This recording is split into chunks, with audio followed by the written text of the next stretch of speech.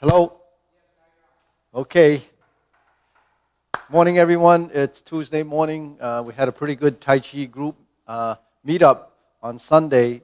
We had a good turnout, probably at least 30 people, if not more.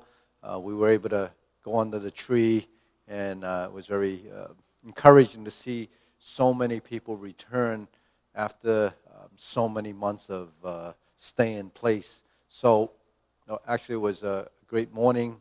Everyone had a good time. So I think, when we bring back some classes, a lot of people liked it outside. So maybe we'll do some of that. If you're watching today and you were here, we'll do some of that. If, whether it's really space permitting, and also depends on the weather and so forth. But, it's going to be summer, so it's going to be pretty hot out there unless we're under that giant tree. One thing was that whole field is sprinkled, so we were able to be in a spot where they didn't actually water, and that was a good thing because it was watering. It was almost got to some of the people, but it was fun. Anyways, on that note, hands up like this, turning 1, 2, 3, 1, 2, 3, 1, 2, 3, 1, 2, 3, 1, 2, 3, 1, 2, 3, 1, 2, and stop. Okay? Let's bend to the side. 1, 2, 3. 1, 2, 3. 1, 2, 3. 1, 2, 3. 1, 2, 3. 1, 2, 3. 1, 2, and stop. Okay, center. Hands up. Reach down. 1, 2, 3. To your right. 2, 3. To your left. 2, 3. Center. Inhale. Exhale. Hands up. Reach down. 1, 2, 3. To your right. To your left. Center. Inhale. Exhale. Okay, how about one more set? Hands up. Reach down. Go down as far as you can without forcing. And relax, release, and twist. Okay, center, because we're not holding those positions too long. It's not stressful, and sometimes holding a position could cause the muscle to spasm or tighten because you're not used to it. So, we just kind of pass through these positions just to get some range of motion and get the muscles working, kind of, balancing that action. Okay, next on the waist, and we're going to do this. Ready? Circular movements. 2, 3, 4, 5, 6, 7, 8, 9, 10. 1, 2. Reverse. 1, 2, 3, 4, 5, 6, 7, 8, 9, 10. 1,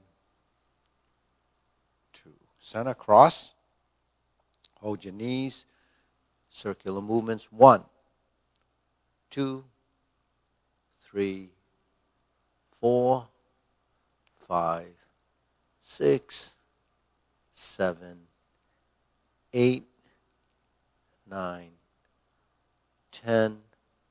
1, 2. Reverse. Switch the hands. 1, 2, 3, 4, 5, 6, 7, 8, 9, 10. 1, 2. Center. Okay, hands on your waist. Okay, get that wire out of the way. Okay, neck exercise, turning, oops. 1, 2, 3, 4, 5, 6, 7, 8, 9, 10. Center, back and forth. 1, 2, 3, 4, 5, 6, 7, 8, 9, 10. 1, 2. Center. Okay, tilt to the side. 1, 2, 3, 4, 5, 6, 7, 8, 9, 10. 1, 2. Center. Rotating. 1, 2, 3. Reverse. 1, 2, 3, and stop. Center. Hands up. Inhale. Exhale. Inhale. Exhale. Inhale. Exhale. Okay, spread your feet. Turn your shoulders.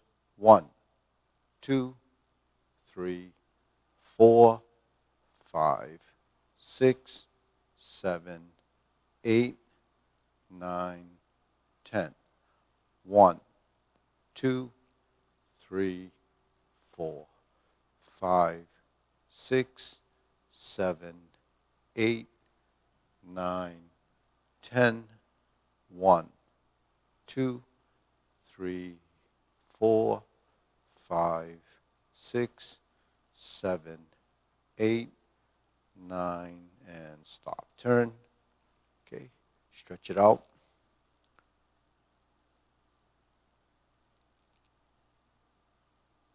Switch.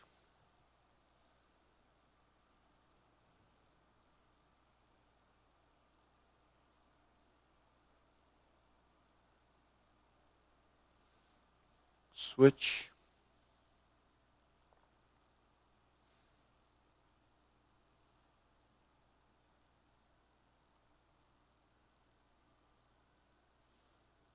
Switch.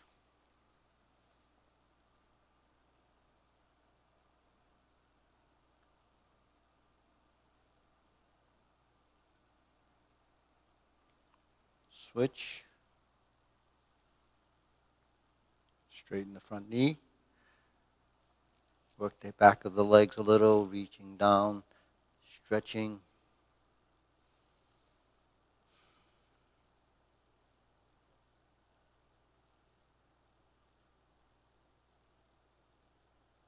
Switch. Okay, let it go, release, relax. Go as deep as you can.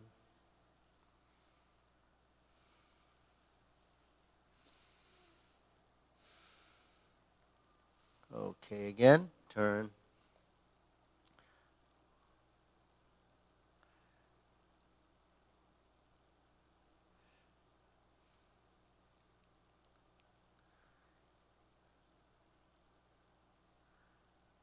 Switch.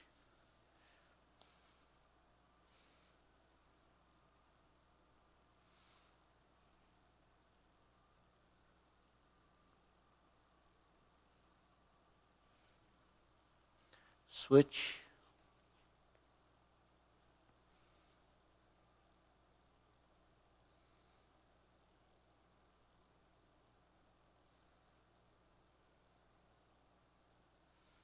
Center. Okay, shake it out. Okay, inhale.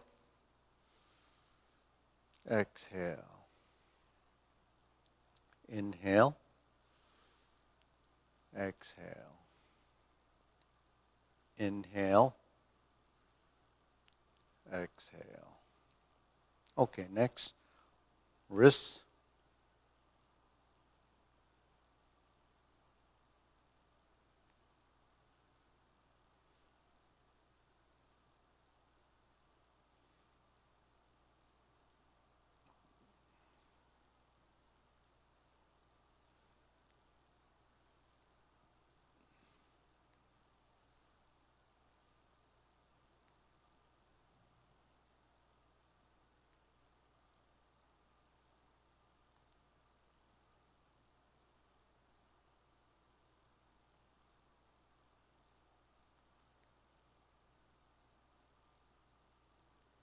And center. Now we reverse.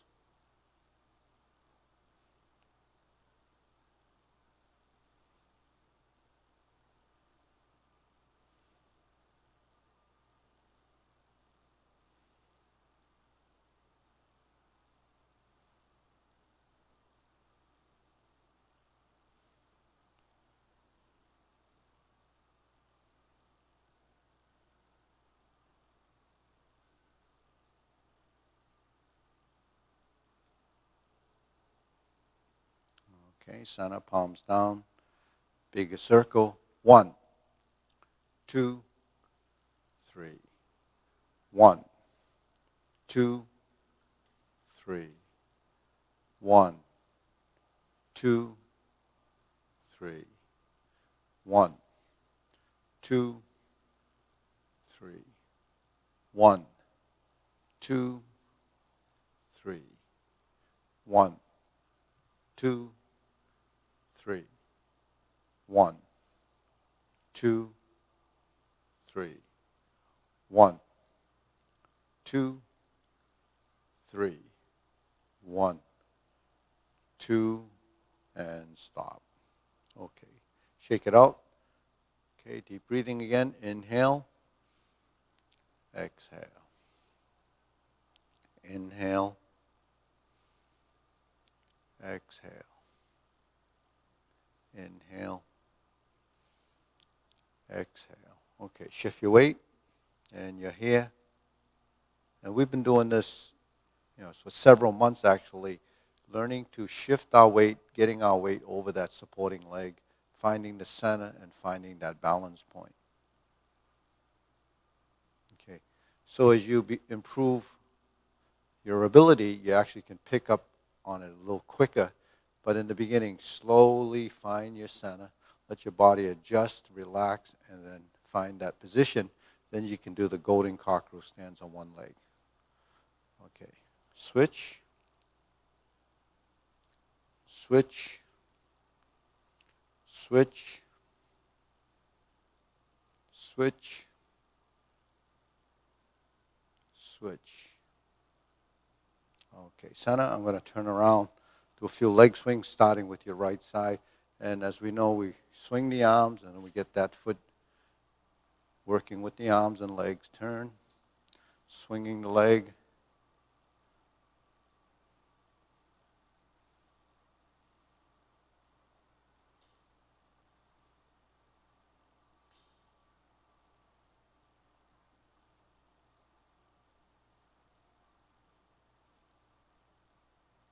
And center. Okay, switch, other side, go.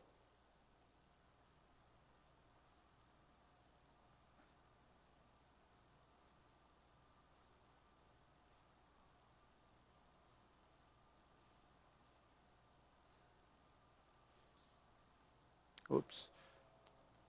So what happened there was my center of mass actually shifted over a little bit. So, if you lose your concentration or you get distracted, that's what could happen because your body will start to do that. So, it happens.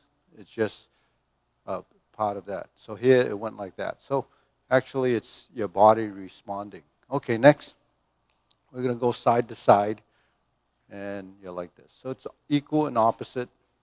You cross your front. You have to hook your foot a little bit. Now, if you have a little trouble doing it by free swinging, then you might just pause and let it go once. That's until you build that coordination. But, a lot of times it's just fighting the movement. And the thing is, and that's really because it's too physical. And we'll switch to the other side. Okay.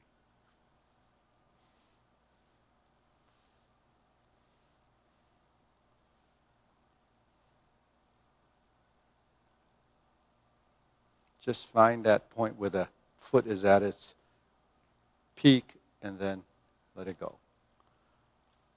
So you can only touch the back side. You really can't touch the front side because you end up doing that. So keeping the foot as close as you can to the floor and stop. Okay, shake it out. Deep breathing. Inhale, balance, up on your toes and down. Okay, inhale through the nose. Exhale through the nose. One more time. Inhale. Exhale. Okay, hold the ball. Step out. Diagonal flying.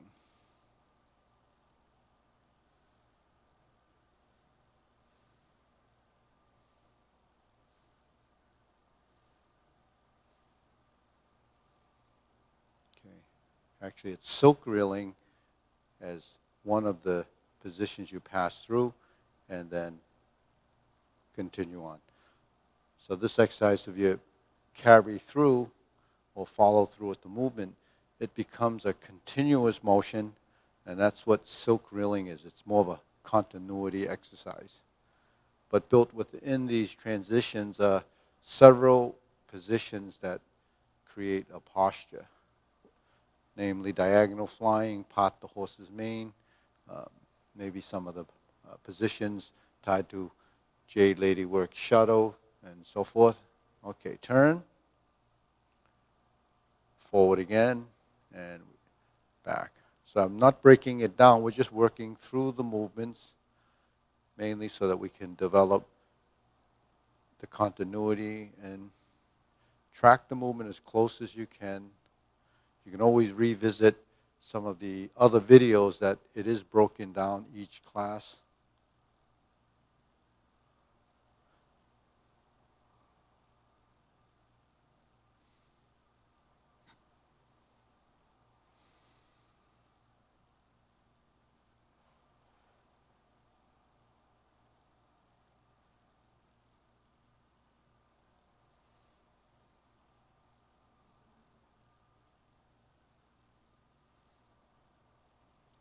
And back to center, back to here, and we pause. Okay, cross the arms.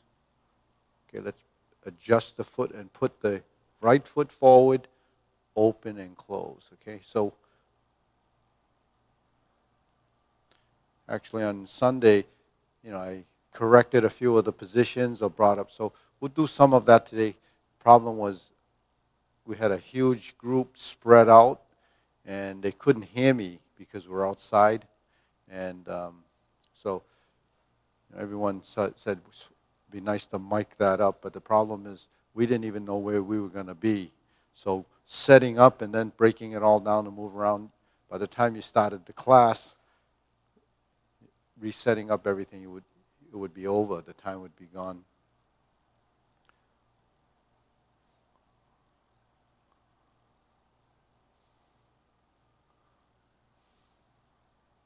And switch. Cross, open, and close. Open and close. Expand and contract. Open and close. 1, 2. 1, 2. 1, 2. Open and close. Okay, next, shoulder width. Okay, we're going to do the preparation.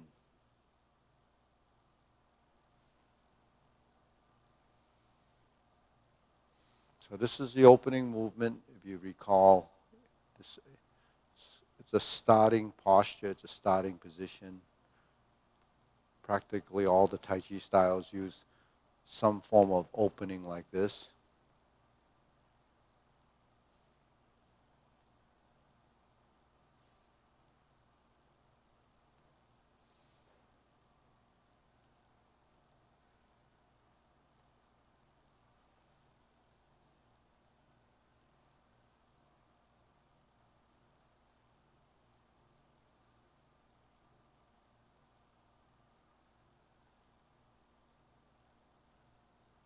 Okay, then we go to lower hoop position, working the circles, the squares, and the triangles. So we're here.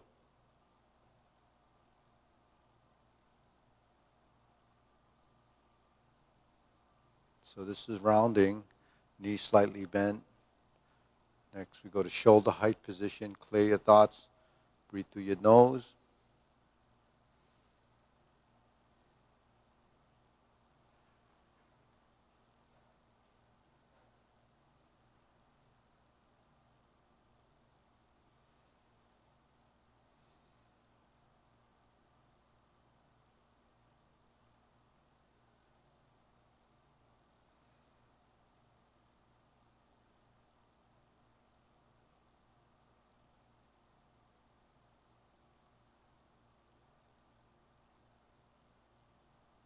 Okay, then we're going to drop the elbows. Here's a triangular position, so that's where, like, if we pulled our palms together, you would see the triangle. Your hands are still rounded here, but the elbows and the forearms are essentially that angular shape. Okay, so that's your triangle. Relax, clear your thoughts, hold the position, breathe through your nose.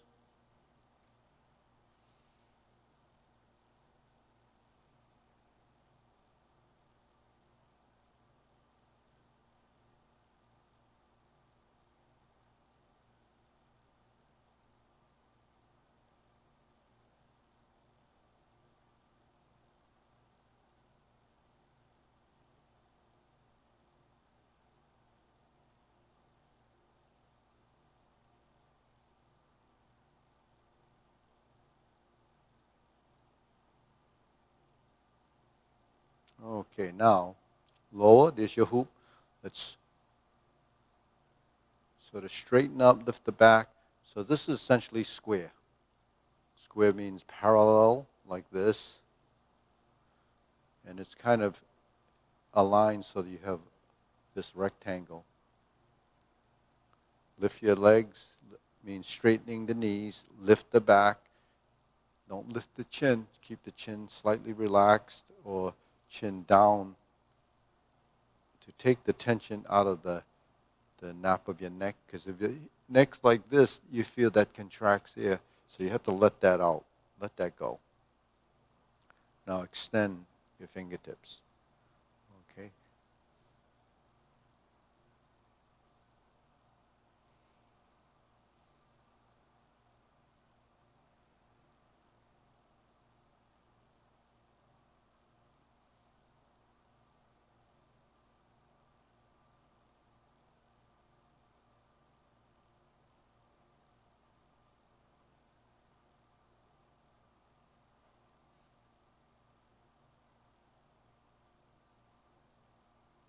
Okay, deep breathing.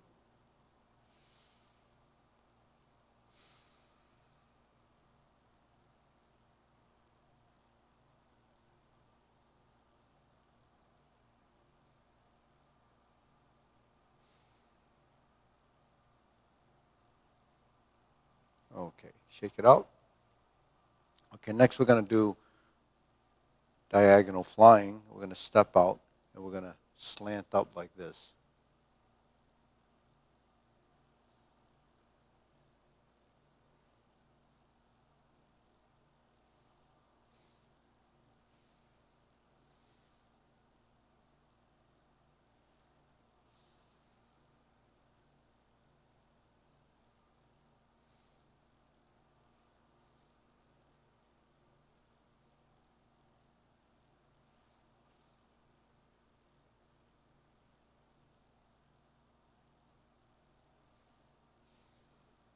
Okay, we're going to go to the other side, switch, then do it on this side. So it's just a right and left side, depending. This is mirror image, so it's my left going up. It should be your right side going up.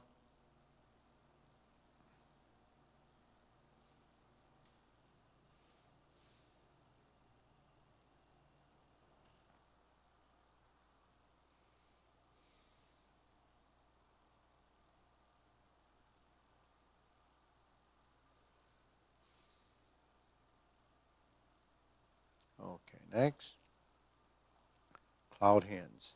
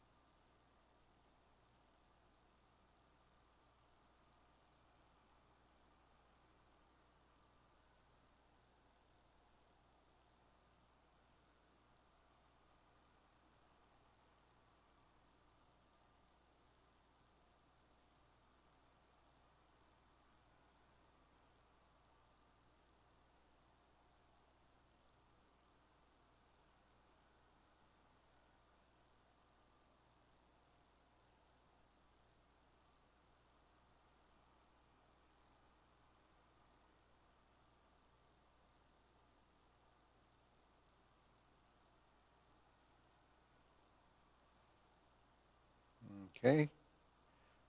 Carry tiger to the mountain. Typically we go to cloud hands, but we'll do that a little bit later. This is carry tiger to the mountain. So we moved into transitions, still geometry of position, but they're transitions and postures. So we're into that phase of the fundamentals.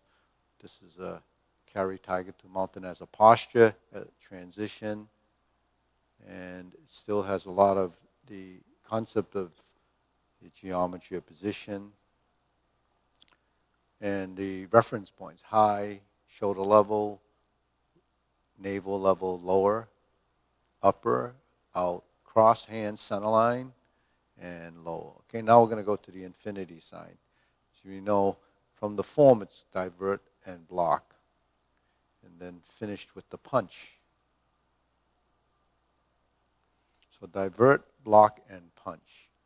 Kind of remember that term: divert, block, and punch. Okay, now we're going to go to the form the fist position and go like this. One, draw back, and punch. It's a vertical punch. So what do I mean by a vertical punch? This is considered a flat punch.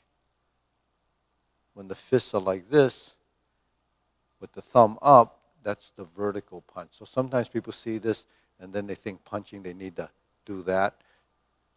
Punching it's a term to use your fists, but these fist positions come in different forms. So this is the vertical punch, sometimes called a sun punch, because the character for sun in Chinese looks like this shape, and they use that as a reference. So, many things are used as reference.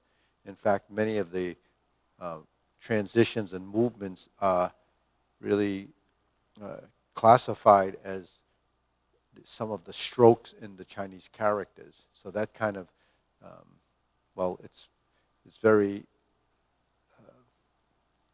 I guess it's very specific to the language, but the thing is, if you don't know calligraphy, you don't know the characters, how to kind of understand what that means. So this character actually represents the sun. So that's why they call it a sun punch, or looks like that character. Okay, now palms together, strum the lute.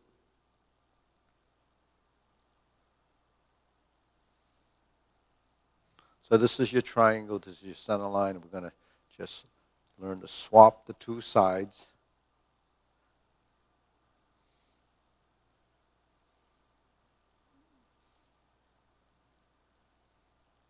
And here we go. We're going to go to the thumbs up position. So that's vertical, this is horizontal. This is palms together. We alternate the shoulders. So this is really just getting back to basics. So someone that's just kind of tuning in recently or even today, you would just try to follow along the best you can and copy the profile of the movement, and eventually you'll start to recognize more and more of what's going on. There's a lot of consistency in the positions, so as we transition through, you start to pick up on the motion, and then you learn to relax, and you learn to identify, and eventually you're able to do it more on your own. At least following the video, you don't have to really stare at it to figure out what's going on. But it does take some, visual assimilation. Pick up the imagery of the position, which is just a picture of a position, and then pick up the motion the best you can. That's something that really is different for everyone. Everyone perceives things to be differently, so as you evolve, you start to see more. In the beginning, you don't see a whole lot because you don't know what you're looking for. So, that's really part of the course. When you're learning, you really have to go through this, usage of all your systems that are required to learn. So we use audio, listening, the visuals by seeing, and then understanding. When you blend that information with what you see, then it starts to make a little sense. Now, if you never took geometry, or you wouldn't actually understand. Sometimes when we talk about geometry, some of my students say, well, I didn't think this was going to be a geometry course or whatever, but it's just taking shapes and referencing so you kind of understand. Now, shapes and objects are something that children learn at a very, very young age. I mean, the first thing that they do is learn how to identify a triangle, a square, a circle, a cube, maybe a cylinder, and they put it into these little holes, and it's really referencing what those shapes are and how they fit together. We as adults essentially do the same thing. We take these shapes and we put them together and see how they work together. So we go really back down to real basic levels of learning, but that's how we learn. We have to start from a beginning, and we kind of build and build and build. And that approach is as simple as it may sound to be. It's really not so simple because we have to really reference things and put it in perspective. So that's why movement is so difficult in space for a lot of people, because for the most of our life, we've actually seen things maybe mostly in 2-dimension. I mean, even though you're watching this video, you really only see 2-dimension. If you were able to see 3-dimension, then you wouldn't have trouble seeing the volume of movement. But you have to sort of imagine that. And then when you're doing it, you'll start to develop that volume. And that's really proprioception. As your body becomes much more aware of the movements, then proprioception comes into play, and then the kinesthesia, or the kinetic movement, starts to blend and carry you through these spatial changes that the body really doesn't know until you introduce these concepts, and then your body starts to take advantage of that. And that's what helps you build your balance, your spatial awareness, your coordination, all the things that are related to age-related degeneration, especially the coordination. That really declines if you don't use your body in a certain way. And that's just sort of some tips for what we're doing, because we can go through all these movements. At the end of it, you didn't really understand why we have to do all of this. So then, we did the carry target. Now we're going to do this movement. We turn to the side and draw the bow. Okay, we turn and draw the bow. Turn and draw the bow. Okay, so this is, everything that we're doing in regard to postures is learning to align our bodies to create the different shapes. Some of it is transitional, but a lot of it is just getting to that end position to find out what that feels like. And that's another part of your, training, because you're going to heighten your awareness, and then your sensory system actually begins to play into this. A lot of us really think of our sensory system as only, our smell, or maybe touch or taste. but your sensory system really is tied to certain spatial types of sensitivity. I mean, if we go into all that, I'd probably spend hours and hours just talking about that. But the thing is, all of this type of skill and sensing is really built into just doing these simple movements. Okay, this is called fan through the back. So I just went into this wider stance, a horse stance. One hand's on top, lift, it goes out to the side. Goes out to the side that you're looking toward. So regardless of right or left, just go in the direction that you're going to look. So if I look this way, my hand is on top. Then it's on the inside. I look this way, and then when I lift it up, it's in the inside, and it goes out. So inside, on the top, outside, those are all references, but the thing is, sometimes we actually don't think about whether it's on the inside or the outside. So, and sometimes when we're going through this, and I mentioned this the first time around, you don't pick up on what I'm saying because you're not actually, it's not very clear. So, we have a hand that can be on the top, depending on what side you're going. So that's really, what I try to emphasize is the hands on top, going in this direction. Hands on top, going in this direction, right? So from here, we're actually going to do a deep breathing, and then we're going to do raise the hand. So when you're doing this deep breathing, the hands are actually level with the shoulder. They're not down here. They're not up there. And when you do the deep breathing, you don't have to take your hands way back there. You just have to take it so you have a straight angle, 180 degrees from fingertip to fingertip, level as possible. If the arms are level, then there should be some balance. You could have the hands like this perfectly level, but if you tilt your body, they're not going to be level. So you don't want to tilt the body. You want to keep it as vertical as possible. Right? Okay, now if we go to the center, we go up. We're in the shoulder width stance. Raise the hand.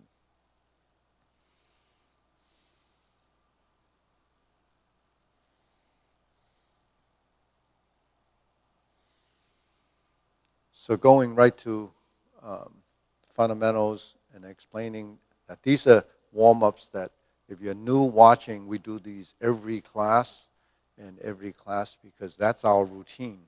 So we do this consistently. Each class might be slightly varied in the order, but typically it's all of these exercises. Now, those are all the exercises. Then we move on to the form postures, and from the form postures, we start to string it together. But one of the most important things while learning a sequence is first identifying the components of that sequence. So those are the individual postures.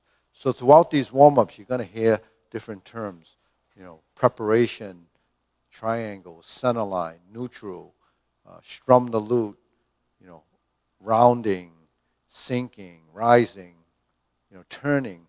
All of these are terms, but they don't actually mean a lot until you actually see it in action. So while we're building our understanding and the vocabulary that we need to follow a class, you'll start to pick up on some of those. It's really messaging. So it's, center line, this vertical spine, keeping the body relaxed, relaxing, releasing tension in the joints. We can think relax is just totally in the mind. That's part of relaxing. That's clearing the mind and emptying the mind. That's just, a thought.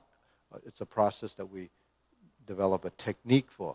And then when we learn sequences and we kind of build off of that, that becomes another kind of learning where you have to visually capture the image and then try to memorize what you're seeing. And that's really a challenge for people that are not, very active, or they've never learned something like dance or a sequence. So then you don't realize how difficult it is, or how you have these challenges. How do I memorize it? How do I learn all of that? So it's all actually programmed into our mind by doing it over and over again. Creatures of habit, that's how we learn. So, if you're a musician, you go through the same process, but it's not memorizing movements per se. It's more memorizing notes in certain orders, and then you have to build. So just memorizing the notes is not enough because you have to execute. And when you execute, it has to have a certain amount of emotion and rhythm and timing. So that's really, what a musician goes through. We go through the same process, but through movement. We have to learn the parts of the body, and we have to work with it. Those are like our fundamentals. Those are our notes. That's the alphabet of what we're doing. Then we string it together. We either create a word or we create an image, and that image is our body form. So that's really, sound and movement, and if you even write something, it's really an idea. So that's what poems are. So poems kind of capture what your mind is thinking, and then it's expressed in text. So with this, what I'm trying to do is get across to you that it's a process, and if you put the effort into it, you actually will start to achieve. Okay. So one of the things I'm going to do is go through the linear form again, because even though you know this sequence, we're going to run through the Tai Chi Paradigm at the end, but identify the postures. So I want to go through a series of postures. In fact, in the Tai Chi Paradigm, there's about 16 postures, maybe 17 if you depends how you count them, depends how you break it down. Right and left isn't classified as two postures, it's really classified as one, but you have a right and left side. So, it depends. So when we go like this is called preparation. Okay. Now then we have beginning style. Now I made a transition in the legs that has gone through. So vertical elbow and horizontal become the first. This has become the first movement, which is beginning style. So this is vertical and the horizontal is this posture in combination. So there's a vertical and a horizontal. This is your left side because of the left side forward. Now, if we just looked at the upper and lower body, this is called the empty stance. This is called the archer stance. So you have a right side and a left side. This is your left side archer stance. If I toe out like this and I step through, here's my right side archer stance. Okay, so that's what that is. On each side, you have a vertical elbow and a horizontal elbow. So there's a sitting empty stance, that's the vertical typical. That's sort of your typical position. There's also alternates to that, or say opposite side. This is on the same side. There's your horizontal elbow. So this horizontal elbow goes with this forward position. So you can call this an archer stance, a leaning stance, a forward stance. All of those terms represent the same stance. So you won't get confused. You might hear it differently when we're going through it, but it's essentially the same stance. So once we get to here, we did the two sides. We have grasp the sparrow's tail. So grasp the sparrow's tail is one of the next postures, and that happens on your right and left side. So this is made up of 4 movements. So grasp the sparrow's tail is the vertical, the horizontal. So there's 2 parts that we just went through. The third piece is divert. So diverting is a line drawn downward as if you're redirecting downward. So redirecting is really a motion. It's a direction of motion in a downward direction. Diverting really means to take a force and redirect it. So diverting it is taking it down.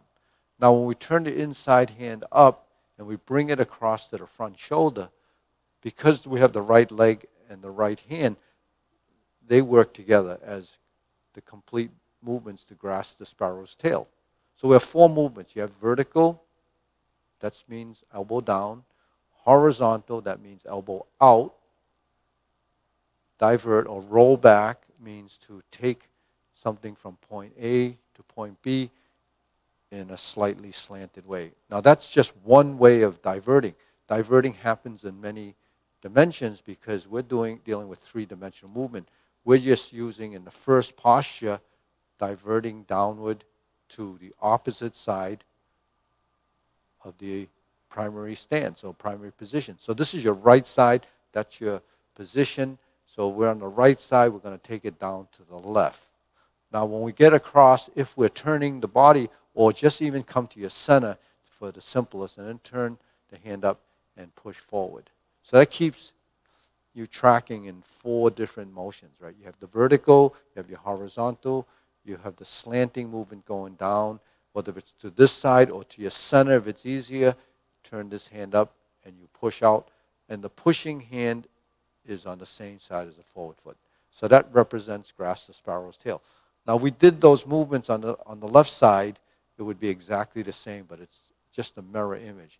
Now, we're not going to do the left side right now because I want to continue with this idea of the linear form, which you're going to track all the movements looking in the mirror to get the mirror image, or follow me. So you see through the mirror image what my hands are doing. Then you follow me from behind in the same direction. In other words, I'm on the right side, you're on the right side. Here's the palm position. Here's the slanting back. And then here's the inside up. So you see my left hand just flipped over, and then it came across to the front shoulder of the right leg. And we hook the wrist and sit back. Now we turn out, and that's what going from 0 to 45. We shift the weight and then pass through to this position. Now we're in that corner. So your next posture is this, single whip. Okay. So what I just did is go into the single whip position. So wherever you are, if you're just standing here and I want to go into single whip position, say without actually stepping out, I just pivot. I'm in the corner. I open my stance. I pivot on the heel so that both feet are even and spread to corners. And then I bring this hand horizontally across to the opposite corner, and I kind of sit into the stance. So this posture is called single whip. Okay. So each one of the things that I did, you can just do them from 0. So this is preparation, and I bend my knees, and that's called sinking. So that's 1 unit. If you want to get familiar with that 1 unit, you practice just that 1 unit. So that's part of the learning. We do this over and over again in the drills, so that's what you're doing. You're doing preparation. So when you're doing it in the form, you're going to do it once, and that's preparation. If I go to my left side, that's what I have to do. Here's a 45 degree, this is 90 degrees, square. If I bring this foot in and I shift my weight, check my weight, find my center, and I move that foot out. There's my left stance, left empty stance, with left vertical, left horizontal. So that's done. That's actually part of beginning style. Now, if I did the transition, like flip my elbow and bring this hand down, I could actually toe out like this and then step through to get to this side. And then I'm going to switch my hands back to the right side vertical. Now, when I do that, and I turn to the horizontal position, I go forward, I just created 2 positions in the form that will be places that happen when we map out that sequence. So we have the left and the right side beginning styles, taking this position and the other side as the 2 beginning style positions. Okay. So once we finish the beginning style position on the right side, this is a starting position. What's the starting position? So forgetting what we just did, those 2 are beginning style. Now we're in this position. I step up like now I'm on my right side. Grasp the sparrow tail right side is actually starting from here, going to this. So we already did this once already in the form. In the form, it's a continuation. But if you're not doing the form and you just want to do this posture, what would you do? You would go from here to here and then start from here. And then go to this position and then roll back and then push forward. And then hook your wrist and sit back. Okay.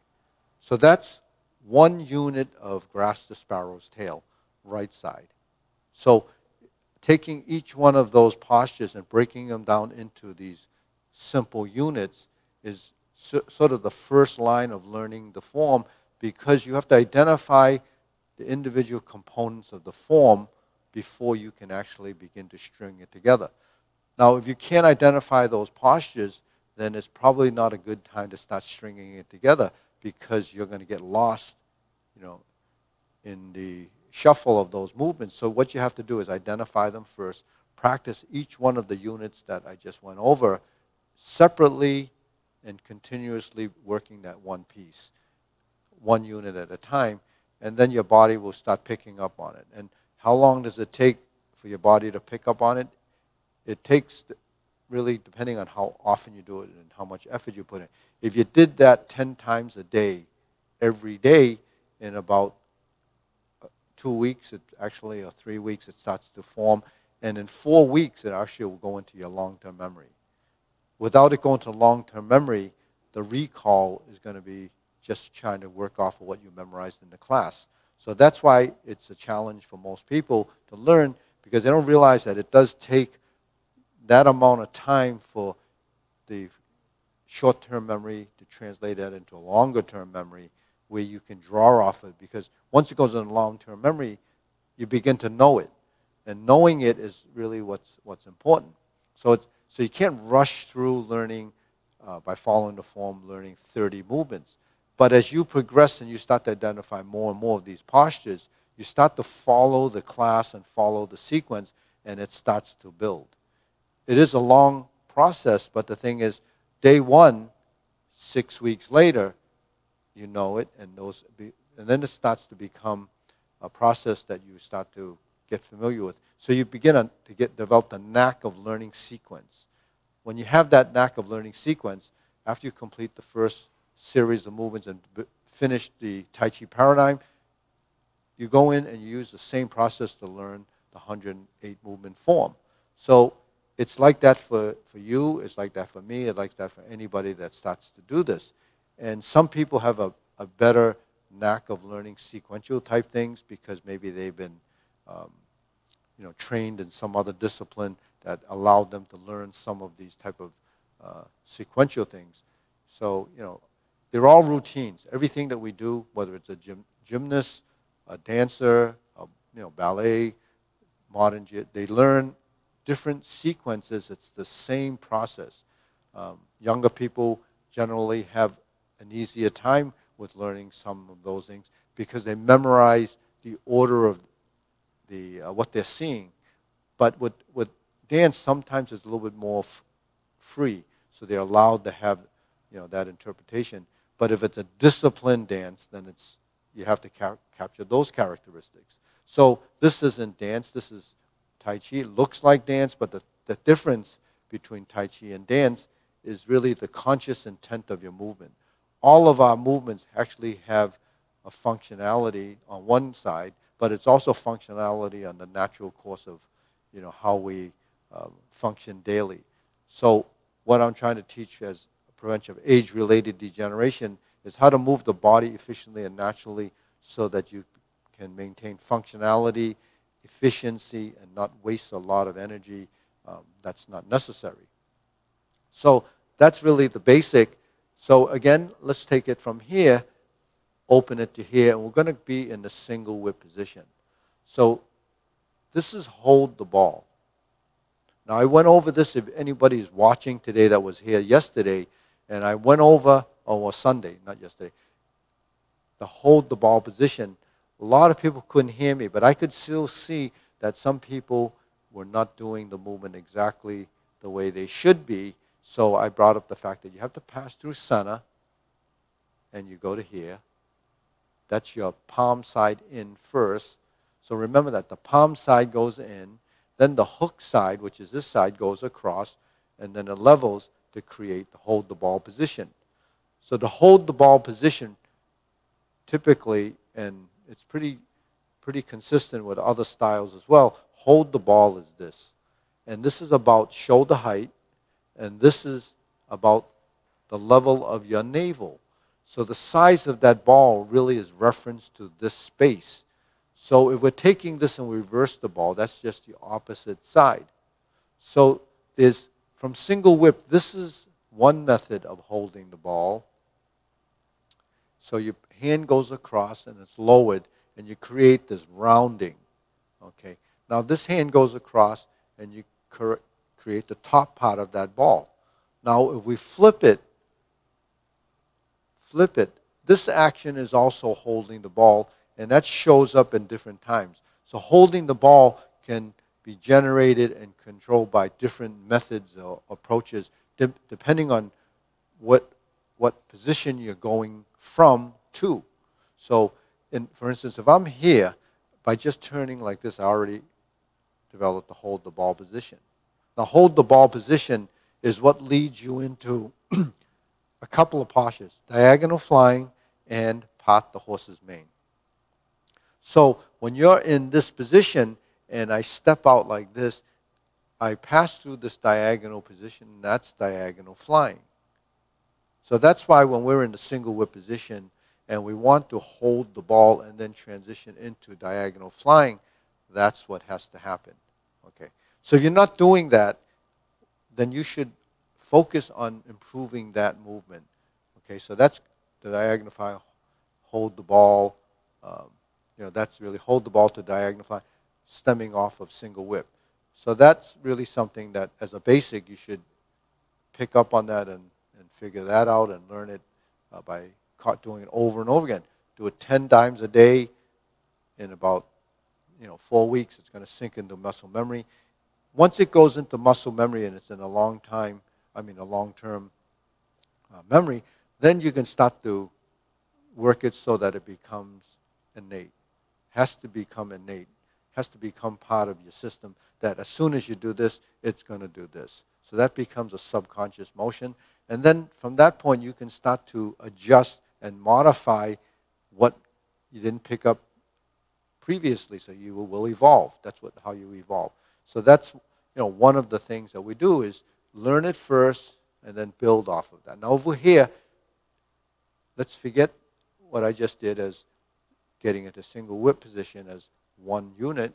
So okay, let's start from scratch now. So if I'm here and I open my stance and I just go into the hold the ball position because I didn't make the transition from single whip, then we have part the horse's mane or diagonal. So you're already doing this from silk reeling, right? So now you can identify that you're already doing this and you're already doing this. Okay, so you have a little bit of cross-training and referencing there. So that's diagonal flying is part the horse's mane. So you're on your way to developing part the horse's mane, diagonal flying as a posture. When that shows up in the form, you're already familiar with it. So then that's going to be simple to insert into the form. So really what we're doing is capturing it, but these are in order. So I want to, because we're building a sequence. So these are in a specific order. So you practice first the units, and then you put it together in that order. Then now you're building a sequential order. That's really what a form is. The difference is I haven't mapped out our footwork. So that's a stage beyond the direct mirror image form, working one posture at a time. Still building your sequence, but not building directional transitions. That's going to be even more confusing. So, there is a learning strategy, and that's the approach I use with the Tai Chi Paradigm. Now, if you understand this concept, then you should follow it based on the step-by-step things that we're doing so that you start to build a better understanding. Okay, now, we have about 5 minutes, so I'm going to go through the form. Now, I just went through a bunch of content that's very valuable as a beginner, as a new student. You should just track that basic beginning part of a linear form. So with that in mind, I'm going to go through the form with the people that actually know the form so that they can still get this part of the workout in. So this is forward and back. Now we're going to turn the corner. So what we just went through is all here. But the thing is, I don't expect you to memorize this. I want you to memorize what we did previously to this so that you have something to practice. Okay? So next time I'll pick up on where I left off there, but with this, we just keep going. Okay, with that said, we're just going to do the form. Step up and raise the hand. Bend from the waist, stork flaps wings. We have brush knee, but it's done 4 times on the right side first. On the right side, we do 2.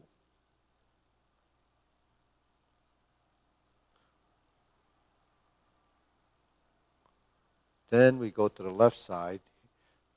Here's your twist step. That's a standard procedure, and we step through. That's how we step and move by stepping through. But we toe out so we get this full shift and control of the legs and then the arms. Maintaining the stance as we step up and close the door. Okay, now I form the fist. All these are somewhat familiar from the warm-up. So that's form the fist and punch. That was the sun punch. Here's your divert, block, and punch. Cross the arms, leopard and tiger springs to mountain. Okay, next, neutral position, turn. Fist under elbow.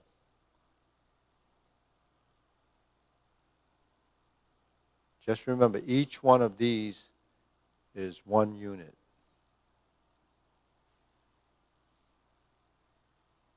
So that's repulse the monkey. We're going to do 3 of them. You have a right and left side. We do the left first, then we go to the right, and then we move to the left. That's something that, if you know the form, it's easy to understand what that is. If you don't know the form, then it's just a bunch of words. So the thing is, as you progress, as you start watching and picking up, you start to see that there is a format and there is a specific order.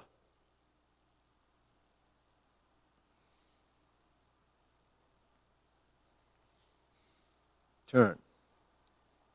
Stroke down. Invert the hand and parry and punch. Here we step backwards, which means straighten the back foot. Reverse the stance. That's retreating. Okay. Now if we step forward after the parry and punch, it would be advancing. So the retreating actually happens in the long form. So I just showed you a variation of what we're doing. Then we do leopard and tiger springs to mountain. So just remember, retreating means to step backwards. Advancing is to go forward. And here we just square the feet. Shoulder width, left hand to the outside. Raise the left hand, bend from the waist. Stork flaps wings. Turn. Left side. Left side, grasp the sparrow's tail. Hook your wrists.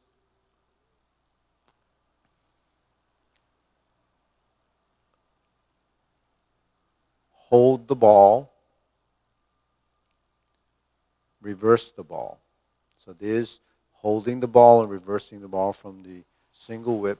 And then we sit back like this, and we're going to stroke down. Here's hold the ball again and part the horse's mane. So remember, hold the ball and part the horse's mane, or hold the ball and diagonal flying. They work together. Okay? They're setups. Here's Jade Lady work, shadow. Okay, and then this is crossover, Jade Lady work, shuttle, and hook your wrist, single whip. Now we do the cloud hands, and we're going 1, 2, 3, and then we close the form. We hold the ball, again holding the ball, flipping it over, reverse the ball, diagonal flying, and we close the form, okay? And that's it. Okay, deep breathing, inhale. Inhale. Inhale. Okay, shake it out. So if you're going to follow along with this class, then you can actually begin to watch the 108 movement form. But if you're really learning from the beginning, it's better to just kind of pick up some of the imagery from watching, because trying to copy it could be, more of a distraction than focusing on your form. So anyways, for some reason, the dust here, I've got an itch in the nose. Maybe I've been growing this out, so maybe it's getting in my way. So anyways, I hope that was helpful for the newer people. We're going to move on into the 108 movement form. And, like the other day, if you're watching and you're working on 108 movement form, I spent a bit of time on single whip. So we're in the single whip position. We moved to here, and we moved to here. What I was showing everyone is that when you hold the ball in this position, because I speak a lot about muscle memory is really part of proprioception. Muscle memory is getting your musculature to realize how much strength it needs, and it creates it and calculates and figures out. So the speed of your movement, the holding of the position, your transitions is all controlled by proprioception, because it begins to recognize what you're trying to do, and then it starts to dial that in. It controls the speed, the amount of strength. Now, that happens throughout your whole body. So throughout your whole body, how does it develop that? That's an amazing thing that the brain is able to do. It would take, a tremendous, formula, or when you program it into a computer, a tremendous. I lost that term for it, but with all that information you have to do to create that sequence, like if you were developing a robot or something like that. That program would be so huge that you can't even imagine what a programmer would have to do to get that to happen. This just happens. That's the amazing thing, that while I'm talking about it, everyone will pick up this information a little bit differently depending on how you perceive it, depending on how your body responds, depending on your ability, your flexibility, the tension in your body, the habits you have in your body. All of these things are involved with trying to get that single thing to happen. So to get that to happen, what do you have to do? You have to learn it. But sometimes you have to unlearn things to learn it. And that's where habits come in. And when you have bad habits, it's probably better to get rid of them and then relearn it. That's a process in itself, but the thing is, that is the process. So people that have trouble, you have to understand that you have to go through that. And going through that means relearning it. So when you're going through the form and you're not passing through the center, then you're really not controlling your body the way you should do it. So phase one is really learning the sequence, identifying the postures. Once you've learned the form, realize that that's where you have to take it from to improve. So we're here, and this is muscle memory, because every time you go into a single whip position, regardless of where you go, it's going to be there. If it's on this side, it's going to be here. So that's what muscle memory is. Now, when you go like this, and you go like this, and you go like this, that's a sequence. You're going in here, 1, 2, 3, 4. So that's a sequence you get to hold the ball. But where is the position? Where are you maneuvering from? And where is your body going to get to that point? All of those minute adjustments and things isn't picked up on, because your body and your mind is not astute enough to pick up something that it doesn't really recognize or know. That's really the same thing that I talked about. Knowing is not knowing. Your body really is my teacher used to say, pretty stupid, because you have to teach it. It's different from what we've been learning through our life that's only housed here. Now you have to take it through here. So that's what I call the body intelligence. So what's the value of body intelligence? The value of body intelligence is really formatting the movement, but it's also using brain plasticity to build the motor skills and the neural connections to why you have to do certain movements. Now, the brain uses whatever it's developed over time. So if your body gets smarter, your brain gets smarter. You become more intelligent about something. Now, once you become more intelligent about something, you start to draw off of the intelligence that you're developing for that, and you utilize that same intelligence to develop other ideas. So you will get smarter. So if we're getting, if our intelligence or our cognitive skill starts to decline as we age, doing this will actually support and help that. So there is something to it. I mean, you know, at my age, I think I'm still pretty good with memory and sequence and all of that stuff because I've built all of that stuff in here and it hasn't deteriorated because I'm still using it. I'm still doing it. So if I stop, it will take a lot longer for it to deteriorate in my system than someone else's because it's so programmed in there and so ingrained in them, and the wiring and everything else that it's up here to the body is so sort of saturated in the body that it's not going to go away right away.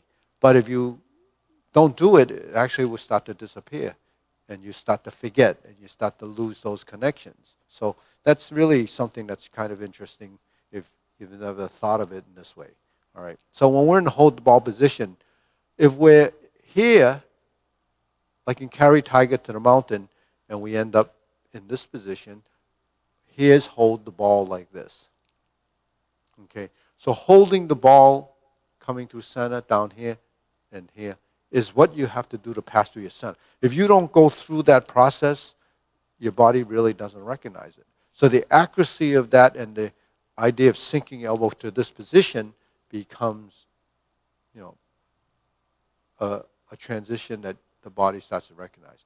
Now, if you're doing this, like some of the people that actually start to practice the application side or the martial side of it, when you go like this and you sink the elbow, there is your center line, there is your bridge. So that's why you have to go through center to carry through. So that's really what we're actually doing, is utilizing the movements to get into a specific space.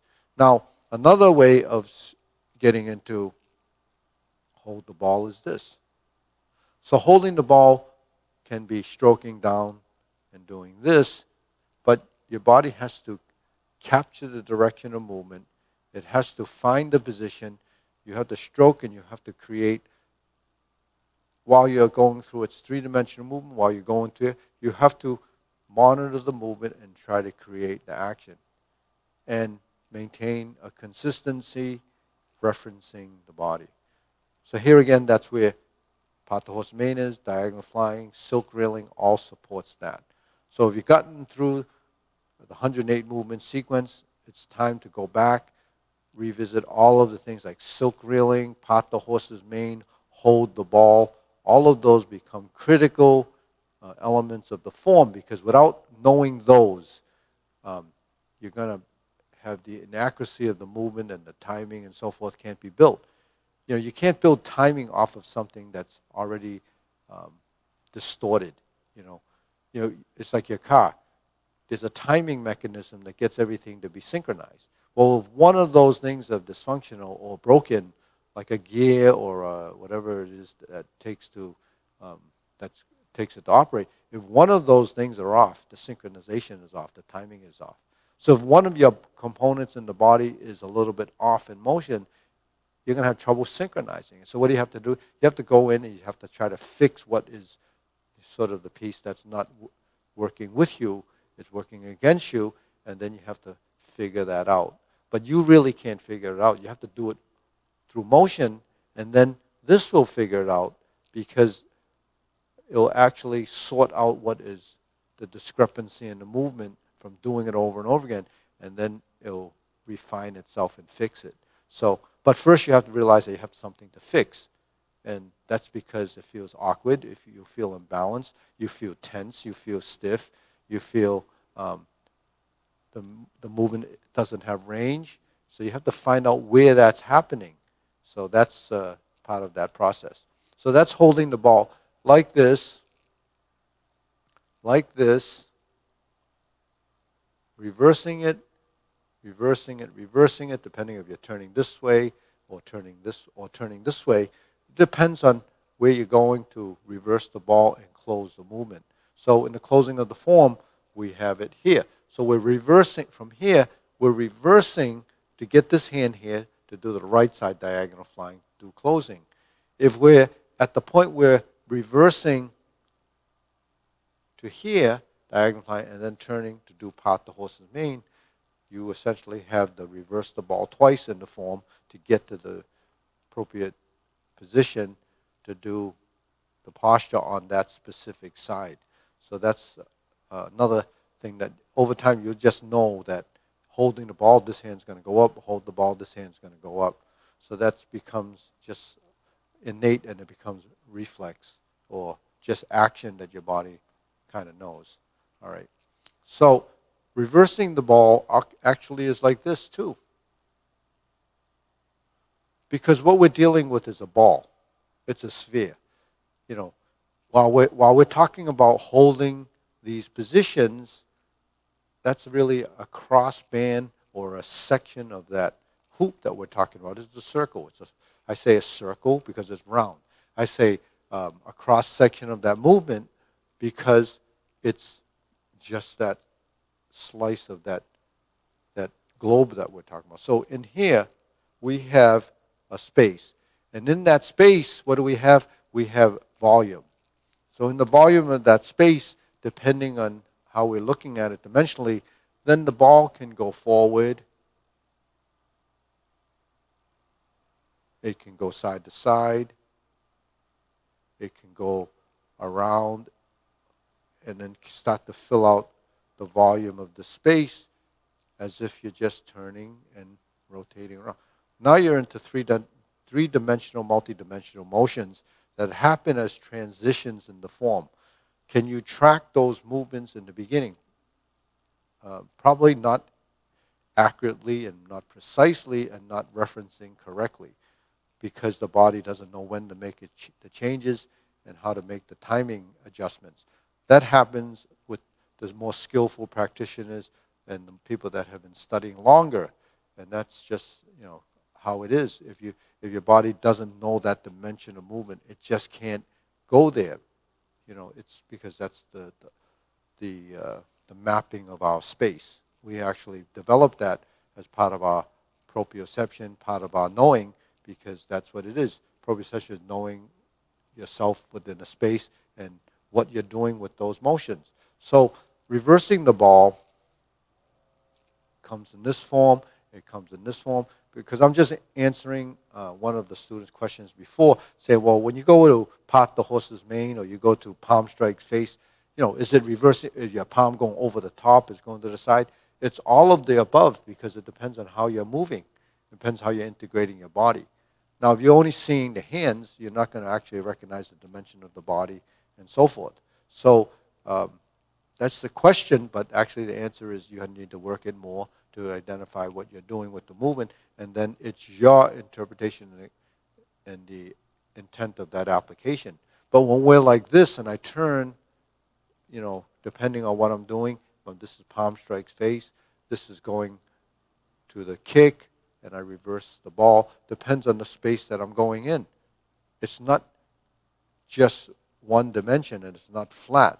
That's why we have trouble picking up on how we move through that space. So moving through that space, regardless of what you think, if you're going through these motions like in the kicks, and we're forming the position to do the kick and then coming back to a position, you're dealing with that space.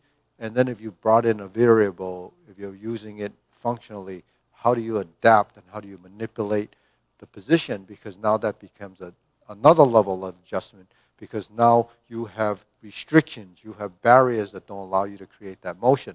So without being able to create that motion efficiently, naturally, and consistently, you really can't capture that image. But that program that you're building up here is tremendous, and that's why I said, prevention of age-related degeneration. You need something that's interesting, something that you can follow, something you can track.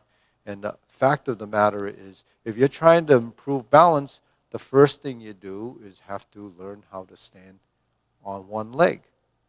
So where do we learn how to stand on one leg? We learn how to stand on one leg here. We learn to stand on one leg here. So if you can stand on one leg, then you can begin to do your kick. So if you have trouble kicking, what do you have to do? Practice standing on one leg. And then you have to do a little bit of stretching to improve your flexibility, because once you extend your leg and you have a conflict in movement, what's going to restrict that? What's going to restrict this from going up? The tension here, the tightness in your back. It doesn't want to do this because it doesn't release. So movements, are not easily achieved without understanding the body. You have to bring your body involved to know that you have to develop some flexibility, range of motion, and what's the advantage of that? Well, prevention of age-related degeneration has to do with getting rid of your rigidity in your body. The rigidity in your body is really not a good thing because the rigidity in your body is created by something. What's it created by? It's created by a muscle contraction that tightens and stiffens you. That muscle doesn't stay contracted simply because you said contract. It's actually a physiological thing. Your muscle contracts because it's tense and it's using a whole lot of resources to stay tense. It's the nutrients, the energy, the stuff that's in your body that's allowing that muscle to contract. So that's really something that has to, you have to realize why your body could be very tired at the end of the day. It's because your body's gone through this. So, if you're pretty efficient with your body, then at the end of the day, you won't be as tired or you didn't waste as much resources. But what are the resources that you have to use to support how much energy you've used? It's your nutrients. It's your oxygen in your body, how you breathe, and what kind of food you're taking in. So if you don't do anything, you really don't need a whole lot of food. But we eat a lot of food and not do anything, so what happens? We start to put on weight. We start to build fat in our body. We don't need that fat to be accumulating. The reason why is because we're not using our body to burn it, and we're not burning it, so that's really what happens on that side of it. So, that's just, just some advice based on why things happen, and a lot of people don't pay attention to it. So, if you're inactive and you're still eating as much as you do, that's one of the reasons why, you may be putting on those pounds. That's partially affected by your metabolism. So that's actually, you can study that to see what side of the coin you're going to be on. Anyway, so we're going to go through the form. Okay, ready? Preparation. So we're going to do the first part fairly quickly because we don't have enough time to actually get through the whole form if we do it really slow. I'll pick up the rear end of the form or the back tail end of the form a lot slower so you guys following can get through the form and feel that we did it. Okay. So listen, how much time we got? 7 minutes. Well, we can't do Tai Chi long form in 7 minutes, so we're going to have to jump to somewhere. Okay, brush knee.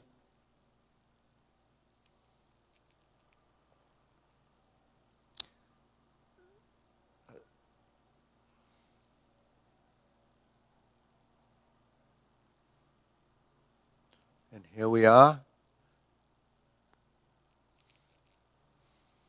So if you're learning the long form, if I cut corners, that's not the sequence. I'm cutting the corners for the people that are following that actually know the form. So there's some adaptability here. Don't be confused. The next time you see it, you can say, well, that's not how he did it last time. It's because we're actually within a time restraint. So I'm going to go right to fist on the elbow here. Okay, neutral position, repulse the monkey. So this essentially is what happens in the Tai Chi paradigm.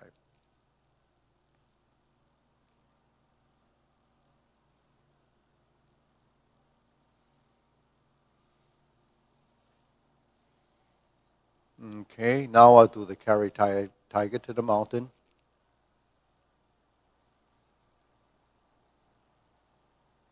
Hold the ball. Diagonal flying. Step up and raise the hand.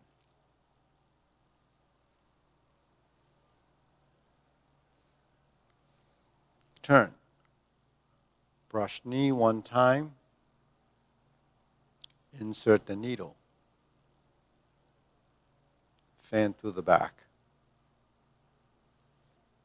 Turn, stroke down. Parry and punch. retreat, step backwards, divert, lock, and punch. Now we step up, grasp the sparrow's tail. Single whip. Okay, hold the ball. Okay, reverse the ball. Part the horse's mane. Stroke down, part the horse's mane.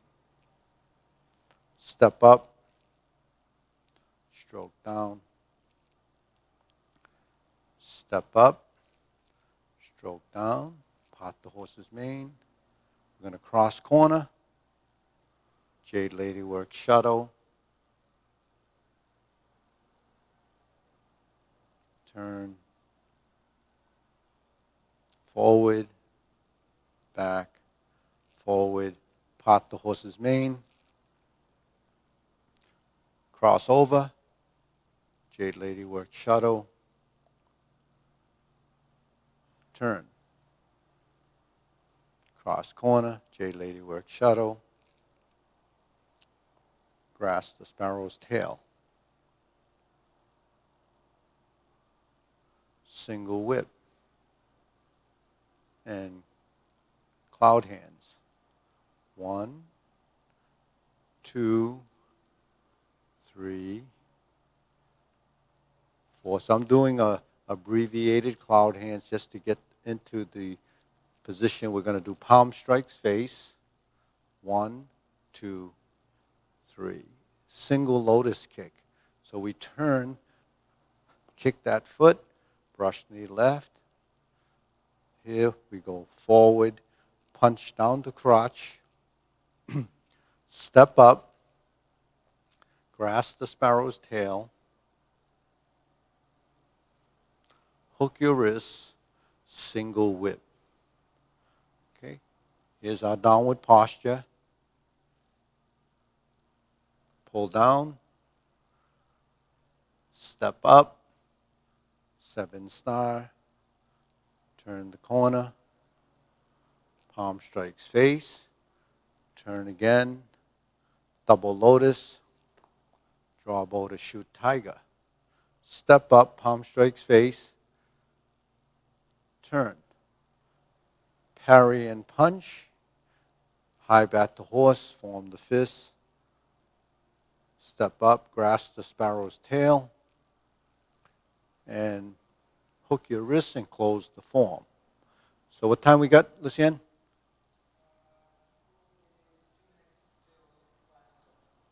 Okay, good. Now we're here. Close the form. Okay, so we did essentially everything in the form except for the kicks. So that has, all the components. So you know the form we would follow. I just modified that form on the fly to see that you can just go from one point to another. They're all components and sections of the form that you can just pick and choose which ones you want to do. I don't advise doing that, while you're learning the form because you'll be totally confused. But, I can do that because I know which sections go to what. So anyways, when we're at single whip, I'm going to run through the kicks with you one time. Here's your instep kick. Okay, there's your toe kick. Here's your second kick. It's on your left side. We're going to turn. Here's the folding of the elbows and your left heel kick to brush knee 3 times, or 2 times, sorry. We're here, brush knee, 1 on each side, and we're going to have the brush down with the planting punch. Okay, we have the planting punch. We turn, parry, and punch. We step up. We're going to do beat the tiger, which is fold the first set of movements. You're going to sweep around, put the foot behind you, and then go in position. Looks like Jade Lady work shuttle, but it's really beat the tiger. Turn, down, cross, heel kick, 2 punches to the ear, set your hands up, fold the elbow, parting leg, turn. fold the elbow, parting leg, parry and punch. And here we are, a good place to stop. Okay, deep breathing, inhale, exhale, inhale, exhale, inhale, exhale. So I hope that was helpful. We did get to do some of the movements and got some of the things off that were really issues that people may have had in the reversing the ball or holding the ball. So anyways, subscribe. Let us know what you think. It's important that you subscribe and share this, because the more people that use this platform, use our channel, the better our ratings would be. And that's something we need to support in order for me to continue to do the live streaming the way we're doing it and putting out that content. Because once we open the doors, it's going to be a lot tougher to be able to stream as actively. But we will continue to stream. We're going to set up a schedule for that. A lot of those will be mainly archived in your follow.